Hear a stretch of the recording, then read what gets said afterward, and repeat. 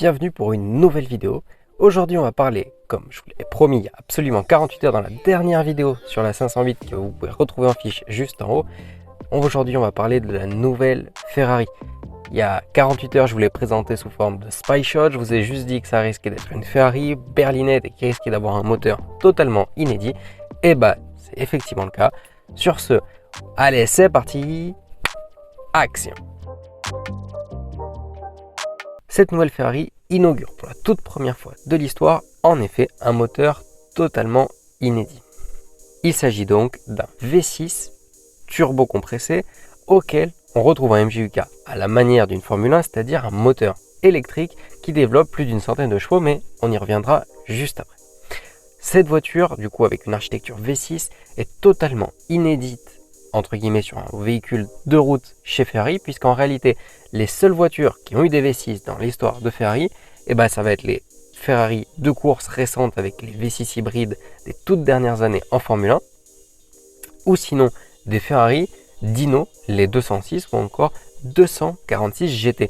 Donc c'est vraiment des véhicules qui n'étaient pas commercialisés sous la marque Ferrari mais sous la marque Dino, ce qui est un petit peu à part, c'est entre guillemets le bas de gamme de l'époque de chez Ferrari. Du coup, on se redit que c'est le nouveau moteur inédit chez Ferrari et je pense qu'il va falloir s'habituer à cette nouvelle architecture, parce que je pense qu'elle risque de perdurer dans le temps, déjà rien que pour une raison d'écologie, de coût et en plus de place, puisqu'il faut maintenant apporter l'hybridation qui apporte beaucoup de performance et du coup il faut un petit peu plus de place dans le compartiment, sachant que le V8 hybride sera réservé pour les modèles plus haut de gamme type SF90, comme j'ai déjà pu la configurer sur la chaîne, comme je peux vous mettre ici en fiche. Bon, après avoir passé quelques petites minutes à vous parler du principe du moteur, il s'agit d'une Ferrari avant tout. Qui dit Ferrari dit modèle avec une histoire. Ainsi, Ferrari a décidé de relier cette nouvelle 296 GTB à l'histoire en lui adoptant un design entre guillemets au niveau du profil qui ressemble beaucoup à la 250 LM qui a couru donc au Mans dans les années 70. Si on regarde un petit peu plus le design, l'avant est repris entre guillemets des nouveaux styles qu'on a pu observer sur la SF90, c'est-à-dire un avant un petit peu en forme de pointe, un petit peu pointu, avec des phares avec les feux de jour en haut du phare comme ça, de cette manière-là, avec ici qui laisse place à une entrée d'air, ce qui fait que l'avant est très agressif, je trouve, j'aime beaucoup ce côté-là. Après, c'est peut-être la partie où il y a plus de changements, je trouve, par rapport au Ferrari qu'on a connu récemment.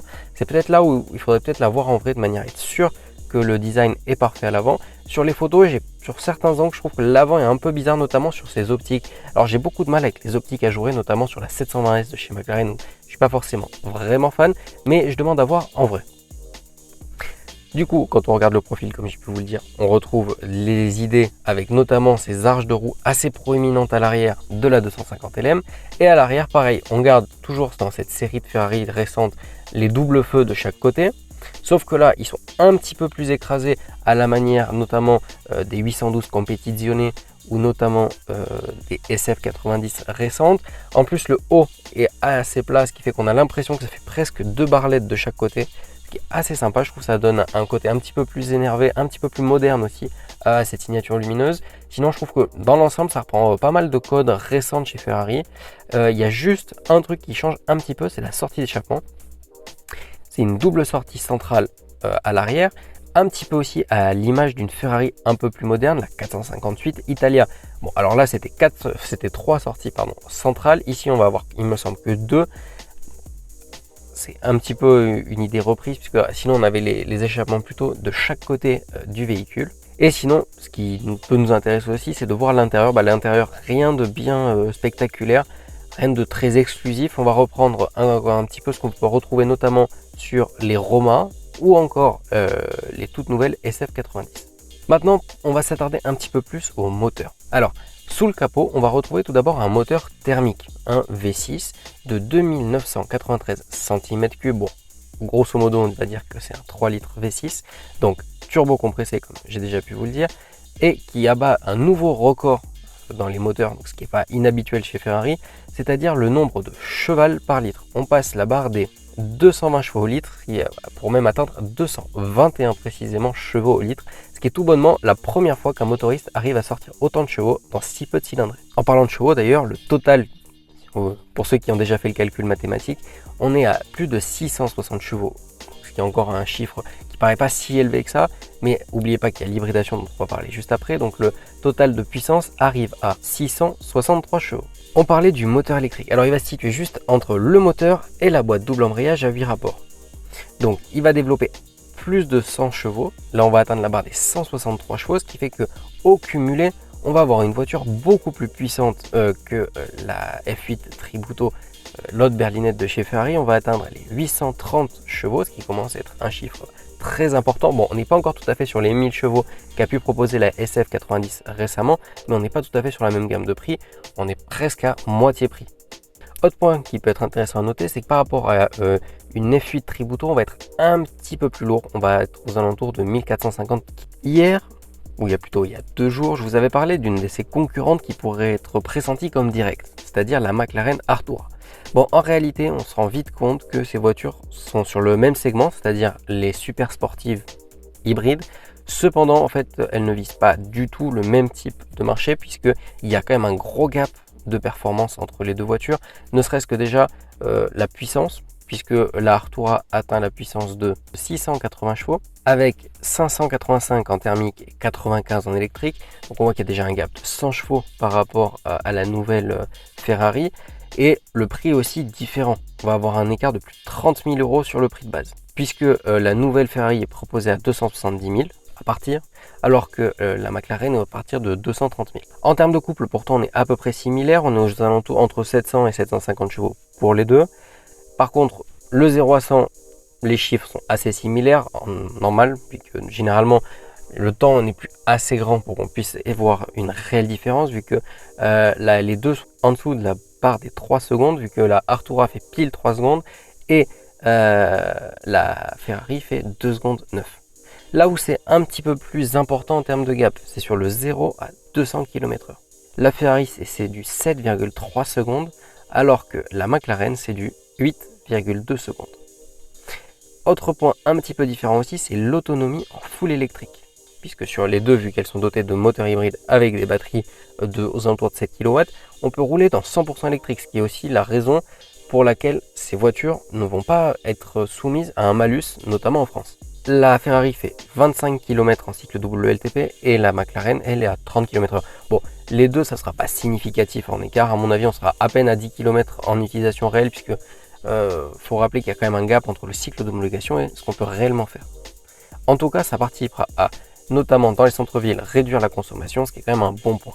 Maintenant qu'on a vu la concurrence avec la McLaren R3 et qu'on a vu que les deux voitures ne sont pas forcément tout à fait sur la même gamme de performance, ça m'amène à vous parler de la performance de la 296 GTB. En effet, cette voiture possède, comme la SF90, une option qui est le pack Assetto Fiorano. Bon, en réalité, c'est 30 000 euros à dépenser dans des pièces carbone et de l'allègement. Tout ça pour obtenir des temps autour beaucoup plus rapides. Il y a aussi le fait qu'il y a des nouveaux amortisseurs spécialement conçus pour le circuit, c'est-à-dire plus rigides et qui sont plus endurants apparemment. De plus, si vous prenez le pack Assetto Fiorano, vous allez avoir la monte de pneus en semi-slick avec des Michelin Cup 2R. Mais maintenant qu'on a vu que le prix était inférieur à 300 000 euros, qu'on a vu les performances, on pourrait se demander, mais qu'en est-il de la F8 Tributo? Ne se font-elles pas concurrence? Et bien en réalité, vous allez voir que c'est pas si simple que ça. En effet, les deux ont des poids répartis aux alentours de 1450 kg. La F8, on est à 1420, la 296, on est un tout petit peu au-dessus, 1470, c'est pas très significatif. En tout cas, c'est les poids annoncés par le constructeur. Donc, vu que c'est le même constructeur, on peut estimer qu'ils sont assez fiables au niveau de l'écart. Donc, le poids n'est pas significatif. Par contre, la puissance est assez significative. Comme je vous l'ai dit tout à l'heure, la 296 GTB fait 830 chevaux, alors que la F8 Tributo n'en fait que 720. Ce qui fait que, en termes de performance, là, il n'y a pas photo, la 296 GTB est beaucoup plus performante. Le 0 à 100, comme je vous l'ai dit tout à l'heure, est abattu en moins de 3 secondes, et la F8 Tributo, elle aussi. Bon, là, pas un gros écart. Par contre, au 0 à 200, là, l'écart commence à se faire sentir. Mais là où c'est le plus impressionnant, c'est que, comme d'habitude, Ferrari teste tous ses véhicules sur son circuit maison, le circuit de Fiorano. Et là, entre la F8 Tributo et la 296 GTB, on a presque 2 secondes autour d'écart. À ce stade-là d'optimisation, c'est quand même beaucoup d'écart. C'est là où on voit que par contre, la 296 fait un bond en termes de performance. Cependant, en termes de prix, la F8 Tributo, elle commence 20 000 € en dessous en termes de prix catalogue. Cependant, elle va être assujettie à un malus, vu qu'elle, c'est un moteur thermique 100% et un V8 exactement turbo compressé. Du coup, avec le malus et le prix catalogue, et ben en France, ça revient au même de prendre une F8 ou une 296 GTB. Ainsi, le choix va se porter sur qu'est-ce que vous souhaitez. Est-ce que vous souhaitez le dernier intérieur avec du tactile partout, des écrans partout, ou est-ce que vous voulez quelque chose d'un peu plus classique qui vous apporte un V8 à la place d'un V6 hybride? Ça, seuls les futurs propriétaires sauront répondre s'ils veulent un bon technologique ou s'ils veulent une mécanique un petit peu plus à l'ancienne, un petit peu plus rustique.